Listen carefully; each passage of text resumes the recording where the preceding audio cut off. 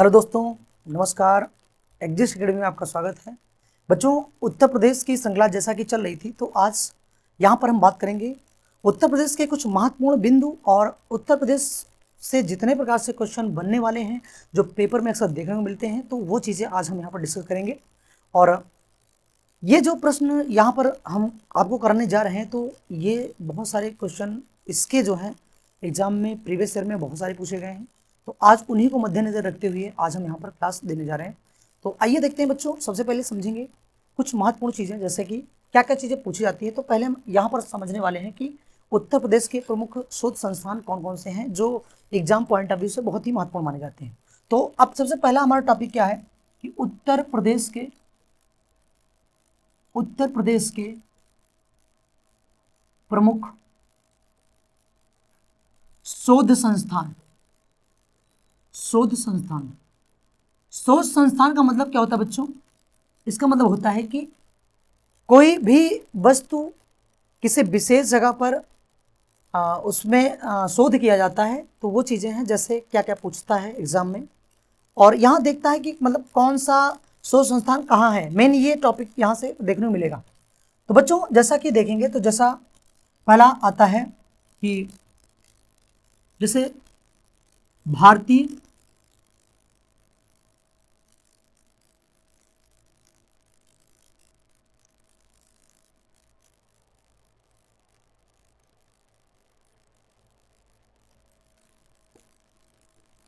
विश्व अनुसंधान संस्थान, भारतीय विश्व अनुसंधान संस्थान। बच्चों ये सवाल है कि भारतीय विश्व अनुसंधान संस्थान है कहाँ, तो आपको बता दें ये है लखनऊ में, भारतीय विश्व अनुसंधान संस्थान लखनऊ में।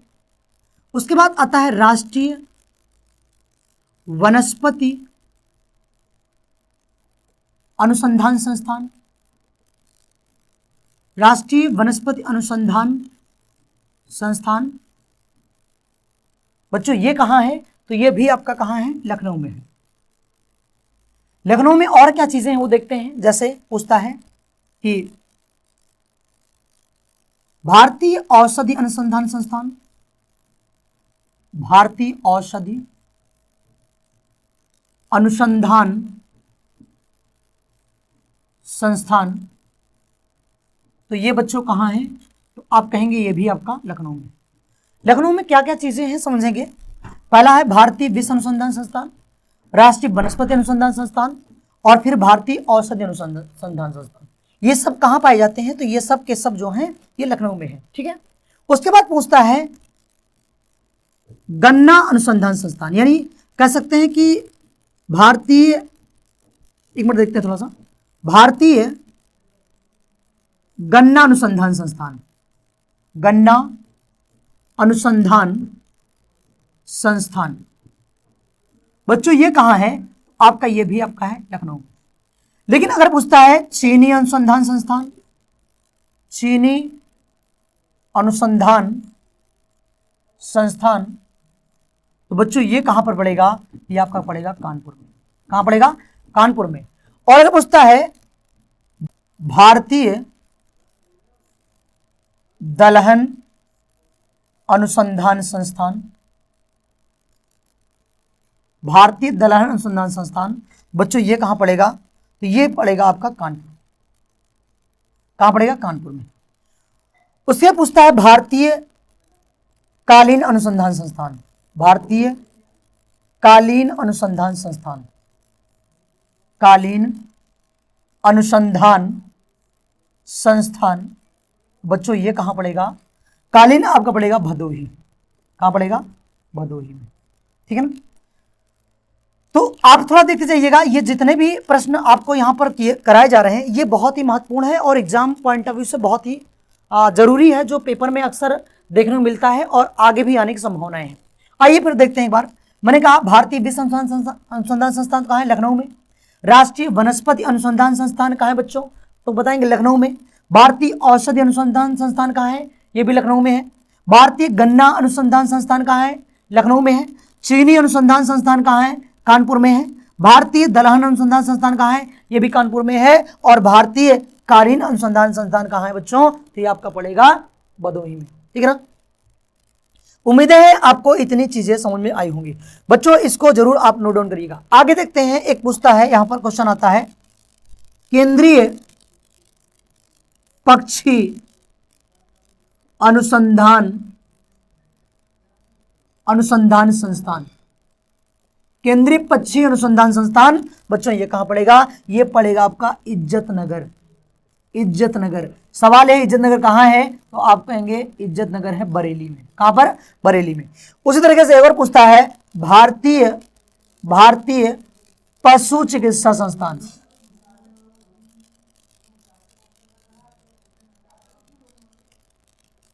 भारतीय पशु चिकित्सा अनुसंधान संस्थान ये कहां पड़ेगा? तो ये भी पड़ेगा इज्जतनगर बरेली।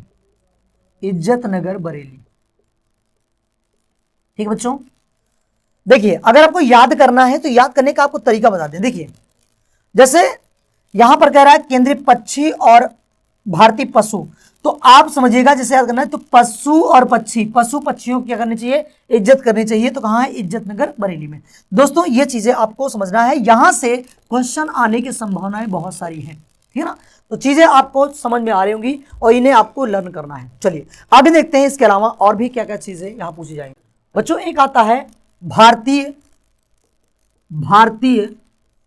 चरागाह व चारा अनुसंधान संस्थान।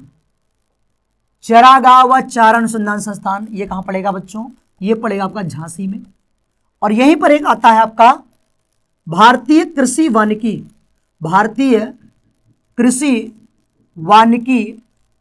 अनुसंधान संस्थान। बच्चों ये कहां पड़ेगा? आपका ये भी पड़ेगा आपका झांसी में, ठीक है ना।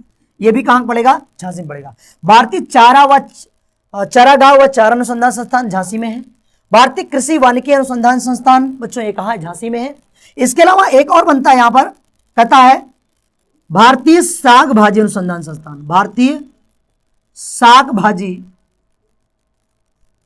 अनुसंधान संस्थान। साग भाजी बच्चों ये कहां पड़ेगा? तो ये आपका है वाराणसी में। कहां पड़ेगा? ये आपको पड़ेगा वाराणसी में।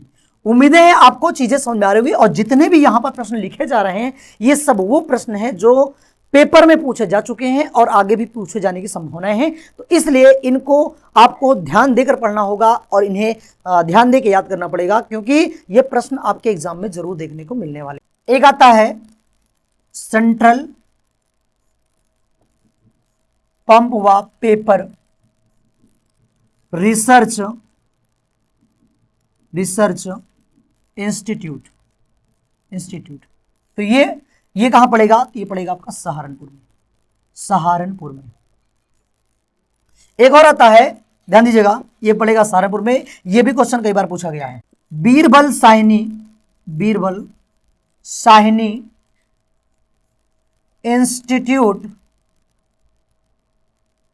Institute of palaeo botany.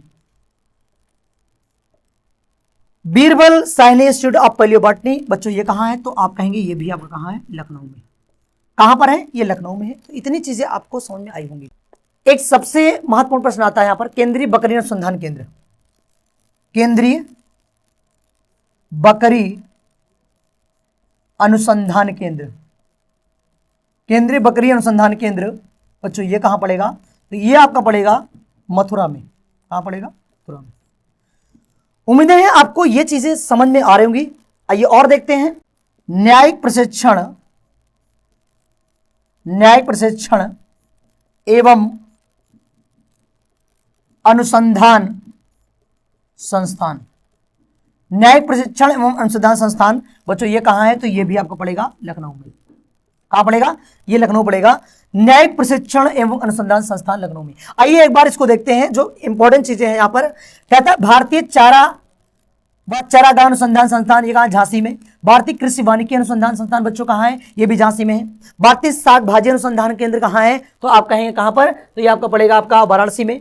Central pulp व पेपर, सेंट्रल पंप व पेपर रिसर्च इंस्टीट्यूट कहां पड़ेगा? सहारनपुर में। Birbal Sahni institute of palaeobotany, ये कहां पड़ेगा? ये आपका लखनऊ पड़ेगा। केंद्रीय बकरी अनुसंधान संस्थान केंद्र कहां है? तो बच्चों ये आपका पड़ेगा मथुरा में। कहां पर? मथुरा में। और न्यायिक प्रशिक्षण और अनुसंधान संस्थान लखनऊ, ये कहां पड़ेगा? तो ये आपका लखनऊ में है। ये सारी चीजें आपको अच्छे से समझ में आई होंगी। चलिए आगे देखते हैं। एक आता है गोविंद बल्लभ पंत, गोविंद बल्लभ पंत सामाजिक व विज्ञान संस्थान। विज्ञान संस्थान बच्चों ये कहां पड़ेगा? तो ये पड़ेगा आपका प्रयागराज में। कहां पड़ेगा? ये बच्चों आपका पड़ेगा प्रयागराज में। इतनी चीजें अगर आप अच्छे से तैयार कर लेते हैं तो शोध संस्थान में आपको दिक्कत नहीं होगी। आइए इसके अलावा और भी देखते हैं कुछ और महत्वपूर्ण प्रश्न जो एग्जाम में आएंगे, जो आने की संभावनाएं हैं। हम यहां पर उन्हीं प्रश्नों कराएंगे जो एग्जाम पॉइंट ऑफ व्यू से ज्यादा महत्वपूर्ण है और प्रीवियस ईयर में पूछे गए हैं और आगे भी आने की संभावनाएं हैं। यहां से एक सवाल आता है कि ऐसे कौन कौन से 1857 की क्रांति के जो क्रांतिकारी हैं जिनका जन्म संबंधित प्रश्न पूछता है, और या फिर उनको फांसी कहां दी गई थी, तो वहां से प्रश्न पूछता है। तो आइए इनके बारे में थोड़ा समझते हैं। जैसे सबसे पहले अगर हम बात करें फांसी की बात करें, सवाल आता है कि किस क्रांतिकारी को फांसी कहां दी गई थी?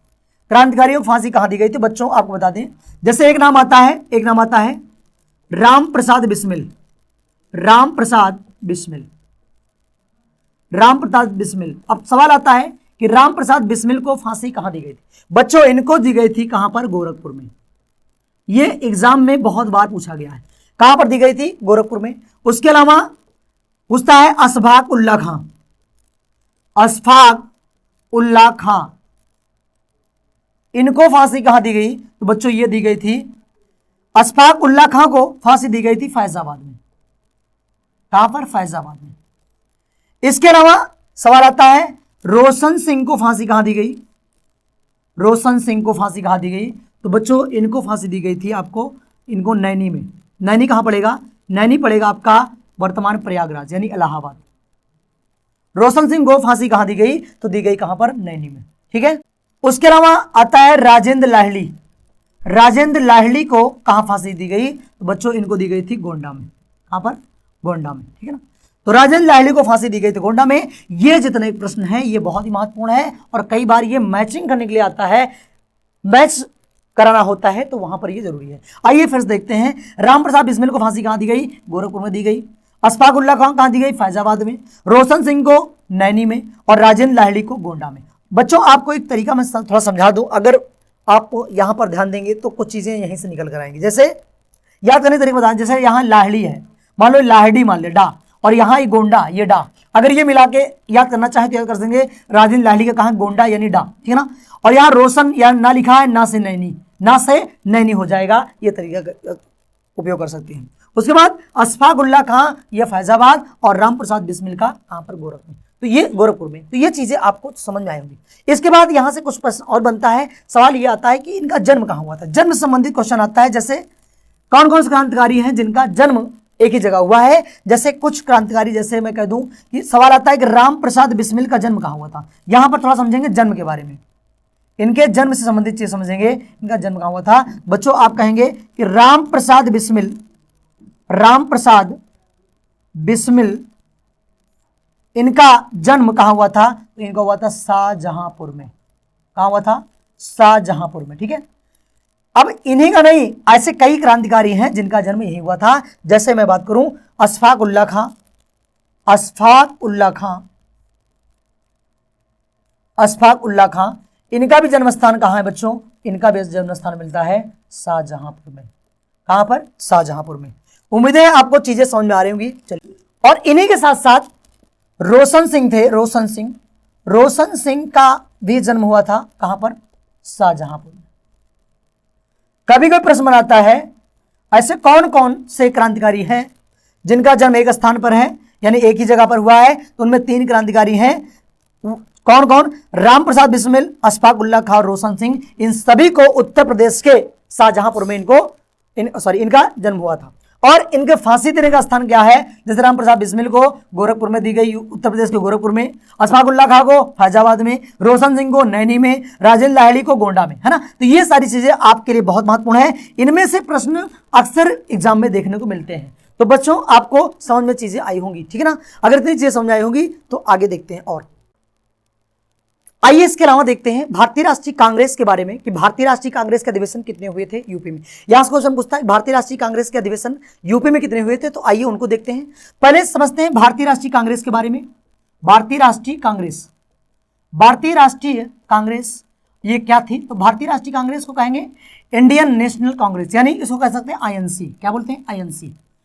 आइए देखते हैं भारतीय राष्ट्रीय कांग्रेस की स्थापना। इसकी स्थापना हुई थी 28 दिसंबर और ये 1885 में।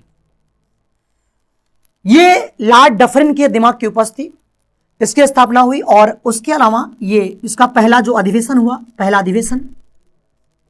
पहला अधिवेशन जो माना जाता है वो कहां पर हुआ था? तो वो हुआ था मुंबई के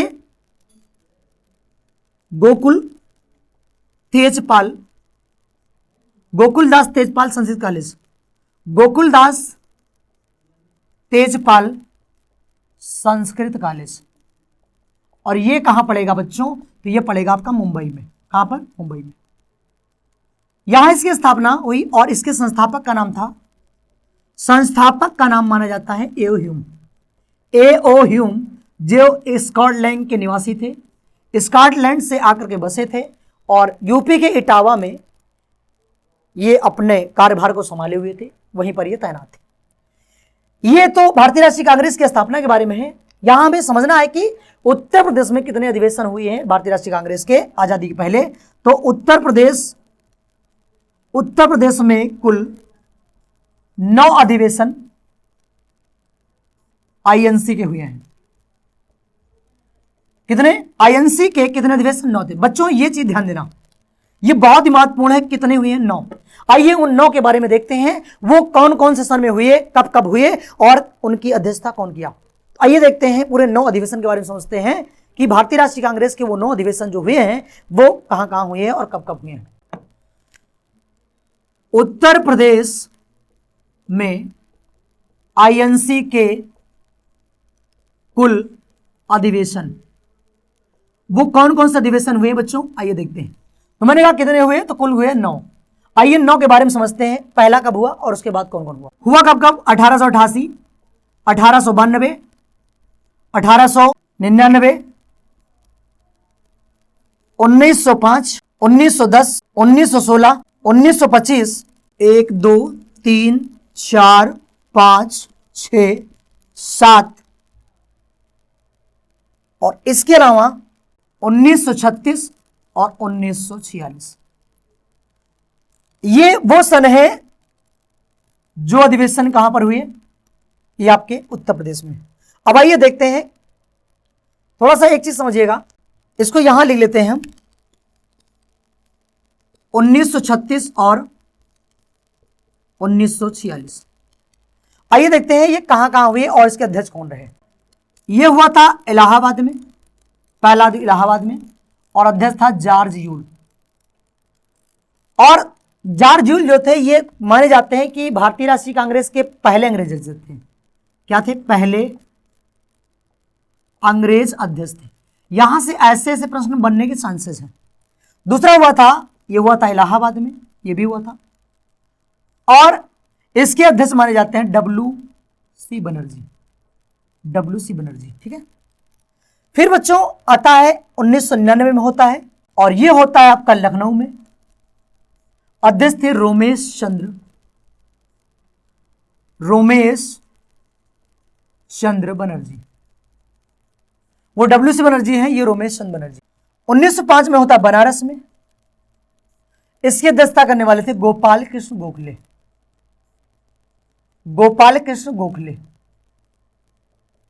ठीक है ना। फिर आता है 1910 में। 1910 में इसका अधिवेशन होता है इलाहाबाद में, और इसके अध्यक्ष थे बेडरबर्न। आपको मालूम होगा बेडन को एओ ह्यूम का जीवनीकार भी कहा जाता है और माना जाता है कि ये भारतीय राष्ट्रीय कांग्रेस के दूसरे अध्यक्ष माने जाते हैं, या दूसरे अंग्रेज अध्यक्ष माने जाते हैं। भारतीय राष्ट्रीय कांग्रेस का पहला अंग्रेज अध्यक्ष कौन था? जॉर्ज जूलियस थे, और दूसरे कौन थे? बेडन। तो ये अधिवेशन 1910 में इलाहाबाद में हुआ था, अध्यक्षता करने वाले थे बेडन। 1916 में यह होता है लखनऊ में, और इसके अध्यक्ष थे अंबिका चरण मजूमदार। और बच्चा आपको बता दें, यह वही अधिवेशन था जिसमें भारतीय राष्ट्रीय कांग्रेस जो आपस में खंडित हो चुकी थी, दो भागों में बढ़ चुकी थी, और ये दोबारा आकर के 1916 में ही इकट्ठा हुई थी। 1925 में यह हुआ था कानपुर में, और इसकी अध्यक्षता करने वाली थी श्रीमती सरोजनी नायडू। और यह माना जाता है कि ये भारतीय राष्ट्रीय कांग्रेस की अध्यक्षता करने वाली प्रथम भारतीय महिला थी। 1925 में यह कानपुर में हुआ था। बच्चों उसके बाद होता है 1936 में, यह आपका होगा लखनऊ में, और इसकी अध्यक्षता किया था कौन? इसकी अध्यक्षता करने वाले थे पंडित जवाहरलाल नेहरू।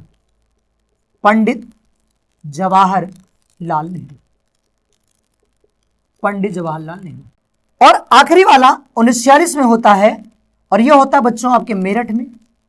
कहां होता है? मेरठ में। 1946 वाला होता है मेरठ में, और इसके अध्यक्षता किया थे जे.बी. कृपलानी।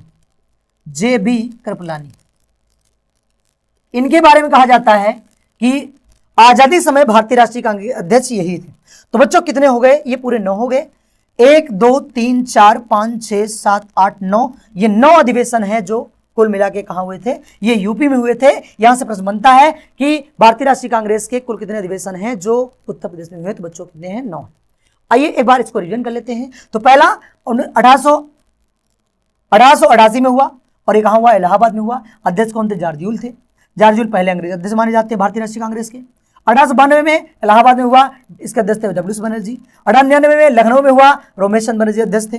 1905 में बनारस में हुआ, गोपाल कृष्ण गोखले ने अध्यक्षता किया था। 1910 में इलाहाबाद में बेडन ने अध्यक्षता किया था। 1916 में लखनऊ में अंबिका चरण मजूमदार थे इसके, और 1925 में कानपुर में श्रीमती सरोजिनी नायडू ने अध्यक्षता किया था। 1936 में लखनऊ में पंडित जवाहरलाल नेहरू ने, और 1946 में मेरठ में हुआ था जिसकी अध्यक्षता जे.बी. कृपलानी ने किया था। तो बच्चों ये आज के ऐसे टॉपिक हैं, ऐसे महत्वपूर्ण प्रश्न हैं जो पेपर में आने की पूरी संभावनाएं हैं, और प्रीवियस ईयर में बहुत सारे क्वेश्चन इसमें से आए हैं। तो आप लोग भी इस पर काम करेंगे, इसको ध्यान देंगे और इसको लर्न करेंगे। अगर आपको वीडियो अच्छी लगी हो तो आप लोग लाइक शेयर सब्सक्राइब जरूर करिएगा। बहुत बहुत धन्यवाद।